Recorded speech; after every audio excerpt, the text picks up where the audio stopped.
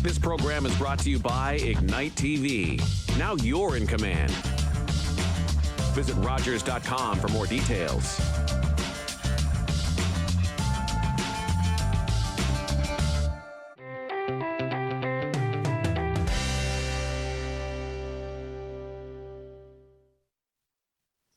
Welcome to Her Story, the journey to winning a seat at the table. I'm your host, Mary Jane Murray, and this program is a series of conversations with inspirational women who have amazing stories to share. And stories are a tapestry of lifelong experiences and events. Let's explore the journey. My guest today is the Honourable Dr. Jean Augustine, and what a privilege it is for me to have this conversation with her. She's a trailblazing politician, a social activist, and an educator. She is the first African Canadian woman to be elected to the House of Commons in 1993. She has championed the month of February for Black History Month in 1995, and she is a member of the Order of Canada in 2009, and the commander of the Most Excellent Order of the British Empire in 2014. She has 7 honorary doctorates, many awards, and many achievements. And now, to add to all of this is the documentary, and Jean is the subject of the documentary, Steadfast, the Messenger and the Message. We often see very accomplished women in leadership roles, but we know that leadership can emerge at any stage and at any age. And this is Jean Augustine's journey. Welcome, Jean, and thank you so much. Well, thank you, Mary Jane, for the opportunity to speak with you and to be among, I understand, a long list of women that you have been interviewing in this area. I would imagine I would be one of the oldest at age 85 this year. And so I think I bring to the table and I bring to our conversation the experience of an 85-year-old. Well, that's amazing. And of course, with all that experience comes wisdom. And that's what we want to tap into today, is the journey that brought you to this point in your life. And let's reflect back on your very early years in Grenada. I'm so sorry. Well, you know, I think that it's important when I speak about my life to talk about my growing up in Happy Hill, St. George's, Grenada. And by the way, Mary Jane, Grenada is one of the most beautiful islands in the Caribbean. And if you've not been there, put that on your to-do list. But it's a place where, when I was growing up, children were valued, children were loved, children were nurtured, and children were given the mantra from day one: education is important. Go to school, go to school. And so, you know, the families ensured that the children attended school. At the same time, the families prepared for the boys to go on to further education, because on the island, there was no post-secondary facility. So one had to go away to school. So the families prepared envelopes to send the boys to University of Edinburgh, to places in the UK, to the US, to Canada, etc. The girls were expected to go into at least 4 areas of endeavor. So when I left high school with good colonial education, Oxford and Cambridge overseas school certificate, A-levels, I had 4 avenues open to me. I could be a teacher, I could be a nurse, I could work in the public service, I could work in department stores, or I can be a housewife, as it was known at the time. And so I was looking for that opportunity for post-secondary. I had been an avid reader, and as a result of that colonial education, exposed to, the European wars, the European kings and queens, and the struggles of really Eurocentric colonial education. And so in all of that, I had a grandmother who felt that, girl, you can do it. And I keep saying, she said that way before Obama said it. Yes, you can. And so she realized that she had a granddaughter who can do what the boys can do, can go away, can be a professional, if only we had the means to do that. And so when a program was offered up by Canada, who at the time was very much engaged with the Caribbean islands, Canada was helping to build schools in different islands. And if you go to the Caribbean now, you'll see in different islands, schools that were built with Canadian support, Canadian dollars. And Canada was also very aware of some of the social issues facing the Caribbean governments at the time. And one was, and I guess it still is, the employment opportunities for their young people. There were so many young people without employment opportunities after high school. And so they offered this program because, again, they had their needs. It was a win-win. You do this and you get this in return. Canadian women are now going back into the workplace. They need household help.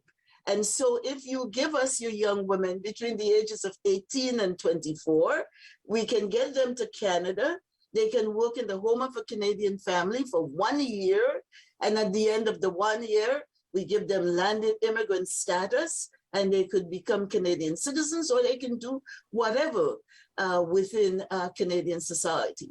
And so that was my opportunity to sign up, and together with many, many young women across the Caribbean came to Canada as part of that Canada-Caribbean domestic scheme. And so I came here with my self-esteem intact. I came here as a proud, educated young woman. I came here expecting to reach my full potential in Canadian society. And when I came, there was that bit of disappointment. And that disappointment was the fact that people of African descent, African Canadians, were not seen in high visibility places. You turn on the television or you go into whatever avenues, the people in leadership and management and control were not African Canadians or Black people. And there were lots of things in the system that were unfair, unjust, and the prejudice was really rampant because we did not have ways to really tackle the issue. You know, I smile now because we have a Charter of Rights and Freedom. In the 60s, we had no Charter of Rights and Freedom. As you know, Mary Jane, it didn't come until 1982 when we repatriated our Constitution and we amended it with the Charter. And Section 15 that we're very, very proud of, that says you can't discriminate against, in those various categories. 1960-61, we didn't have that to point to. We didn't have a human rights code where you can go and report some of the microaggressions and the prejudicial things that were happening. We didn't have Landlord and Tenant Act, so that a landlord could say, yes, it's for rent, but not to you. And you had no recourse. And I can go on and on. School boards not talking to parents and what was happening in the system. The police was a police force where height and weight requirements at the time. And So there was much to be done in the society if we were to have a just and a fair and an equal, and diversity was recognized. And so there were lots of people who were advocating and trying to make life better for everybody, to turn and the conversations around the just society. And then, of course, in 71, as you know, Canada stepped out and said, we are a multicultural, multiracial, multi-ethnic, multi-religious society, the first country in the world to do that. And so people of African descent are sitting back, and if we are all of this, then where are we in that mosaic? And so for me, the times when I came, it was ripe for advocacy and activism, working with others, pushing against the barrier, asking the question, and how about us? Talking about unfairness and prejudice, etc. And so, coming into Canadian society, it was important for someone like myself who had a sense of service and a sense of what is just and fair and what is equal. That was really my life's work, as it were, cut out from the very beginning. Well, I think that your early years growing up, your grandmother had this really strong influence on you that built this confidence that you could do anything, that your world was an opportunity for you.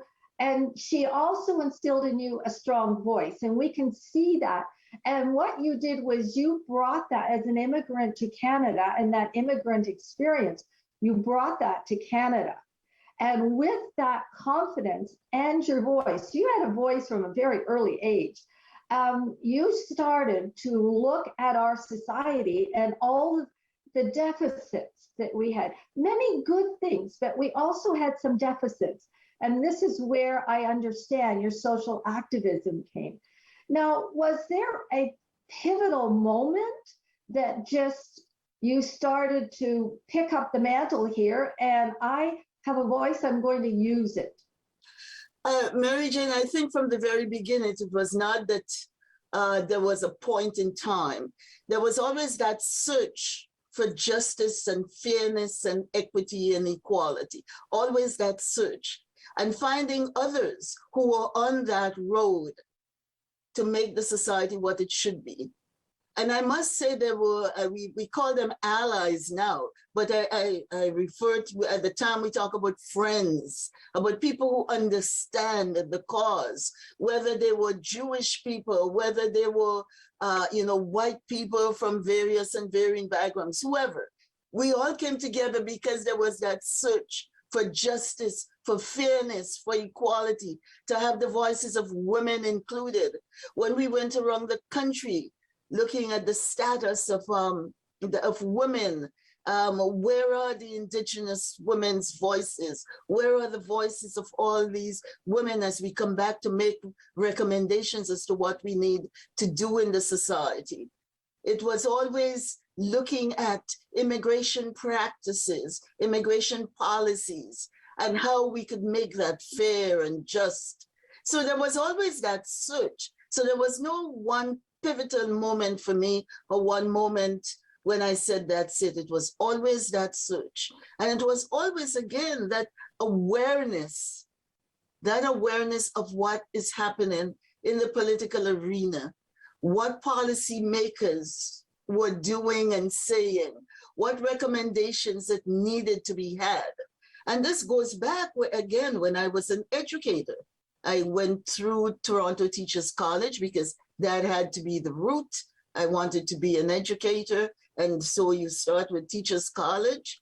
And Toronto Teachers College was the place where my dream of being an educator par excellence, and what I can do with the thousands of young people who would be within my sphere of activity as a teacher. And this is where that whole issue of what are we teaching in this social studies module? What are we saying? What are we teaching our young people? As an immigrant to the society, what Am I learning about the first peoples who were here, the indigenous people? What do I know about land claims? What do I know about residential? What do I know about that history? And how do young people who are going through the school system know that history of Canada? What do I know and what do I have in these modules that I'm teaching that speak to the presence of the African Canadians of society? Because I had been kind of hanging out with people who were 8 and 9 and 10 generation African Canadian, coming from Atlantic Canada, coming from different parts of the country. And so it was important to question this and to say, look, they were missing, as you said, rightly said, the gaps that there were, the things that we ought to do, that we need to do. And if our emphasis is on equality and equity and fairness and justice, then we have to do some things, because African Canadian history is Canadian history, not just for African people or Black people or people of African descent. The Indigenous people's history is Canadian history, and we all must learn that history, especially those of us who come as newcomers to this land. To appreciate and respect each other, we have to know each other's history. And therefore putting forward the motion asking the Parliament of Canada to designate February as Black History Month, that was really part of what I call the fire in the belly, that I kind of want to see some things happen that would speak to who we say we are. Because we are, as Canadians, good people. We are, as Canadians, in that search for justice and fairness. We are, as Canadians, want to see ourselves as that model for the rest of the world. And that brings me to that documentary, the part of the title in the documentary that speaks about the messenger and the message, Steadfast, that I held, according to the documentary, I held steadfast to the cause. And at the same time, I was the messenger and the message. And those two words came from a European parliamentary conference that I was at. And I was talking about that. By then, I was the Minister of State for Multiculturalism.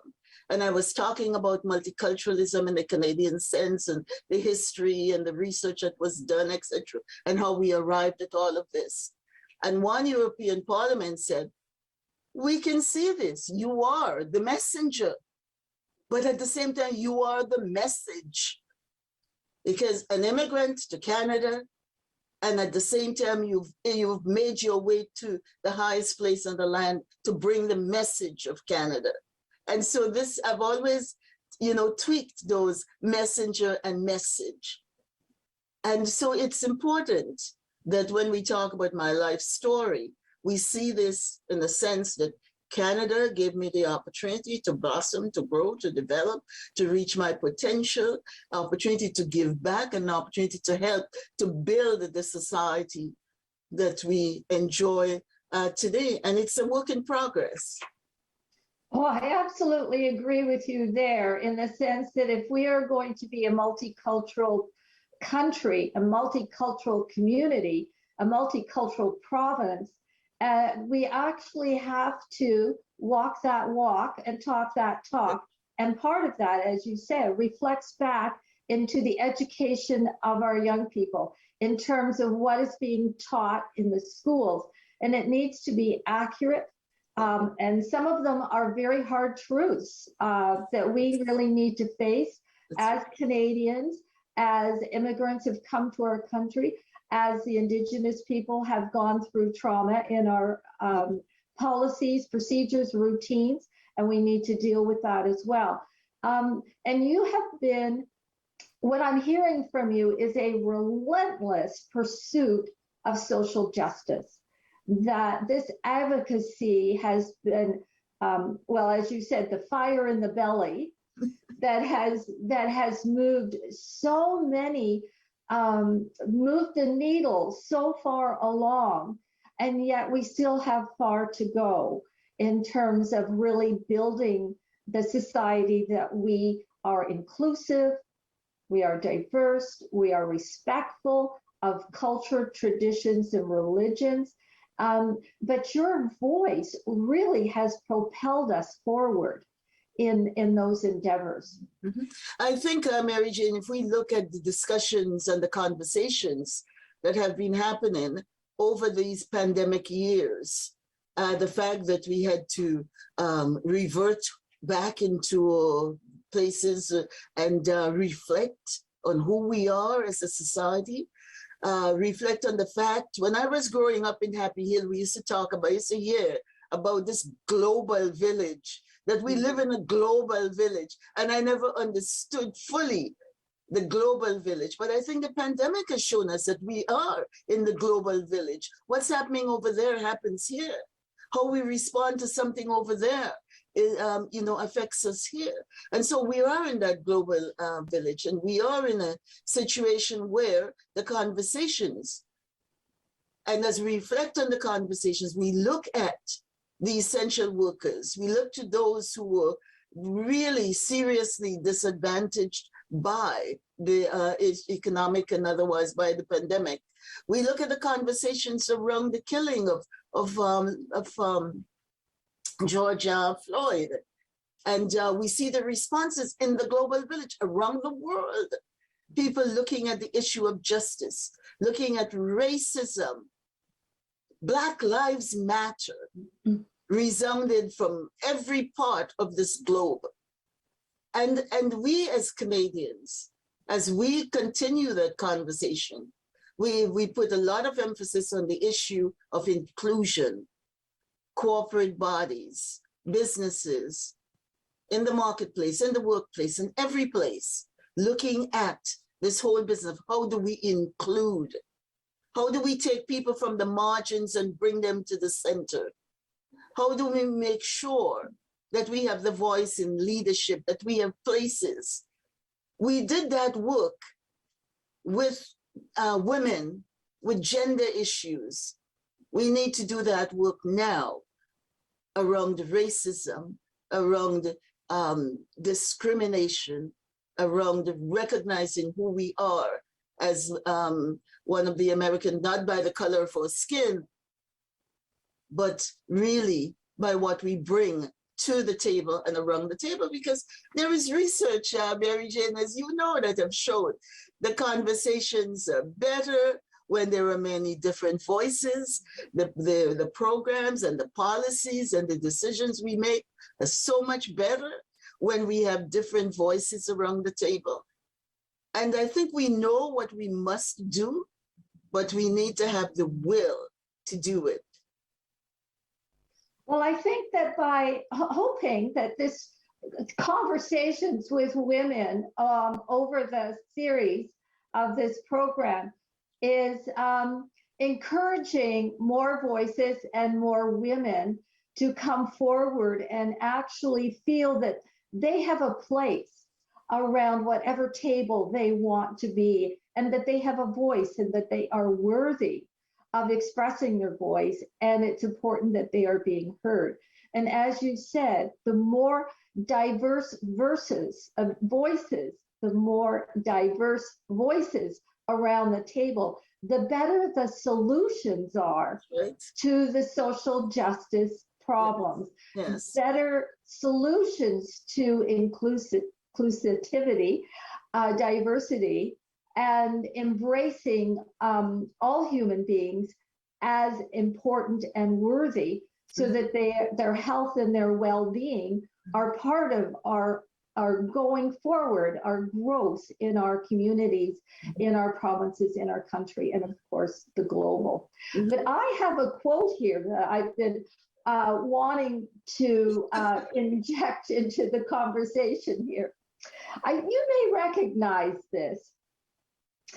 So much in society that has made me really angry. So my modus operandi is activism. You just can't let it go. And I think in so many ways that has is summing up all that you have done thus far in your leadership, in your career, in your voice, and how you have sat around tables in your community, in your country, and globally, because you have sat at global tables as well. Mm-hmm. And so you are so well respected for your voice and your opinions. You are now in a retirement, but you are not retiring. You are still engaged in the empowerment of women. I'm fully engaged in the empowerment of young women. I have a Center for Young Women's Empowerment. And so we do things like financial literacy, STEM programs, community engagement, girls empowerment, giving them the skills that's necessary as young women, taking them, Mary Jane, at a very early age. We take the girls at the center at age 7. And we go with them from age 7 to 17. Because if we are to ensure that we have gender parity, that we have women in all these non-traditional jobs and places, that we have to have them very early, making up for what has been considered some of the deficits, that they must understand mathematics and understand and have that confidence that they could do it. Because there is research also that shows that girls hold back. I can't do math. Where did that come from?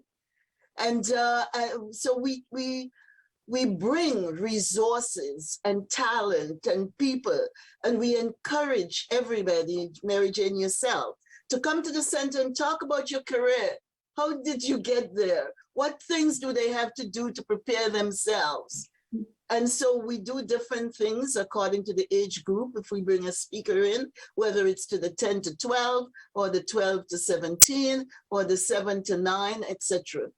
And those young girls are in a safe environment with excellent instructors and role models. And we hope that those girls will be the leaders of tomorrow.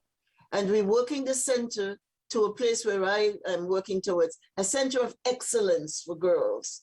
And well, I am so glad. I'm sorry that we are coming down to the end of our program, but I am so grateful for the work that you have done, Jean. It's absolutely, not only is it inspiring, but it is moving our communities and our country into a better place.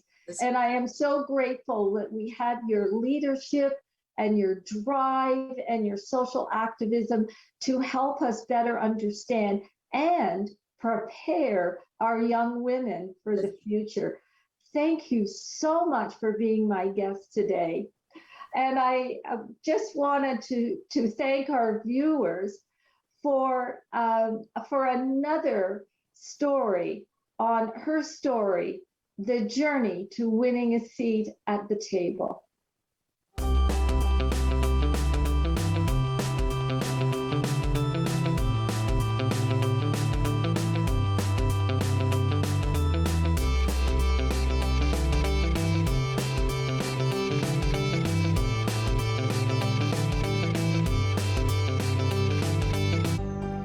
Call the Rogers TV Viewer Response Line.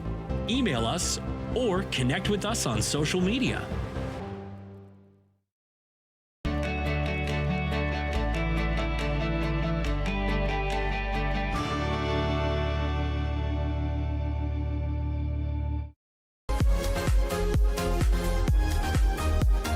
Hello everyone, your host Antoine Hashim here on the couch, and welcome to season 8. Yay! 8 seasons, and we've got a lot of awesome guests coming up, so keep watching.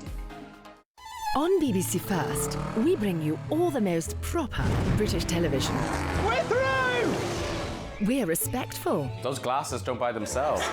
Dignified. Don't be absurd. And have all the most intelligent characters. Oh, she's stuck up.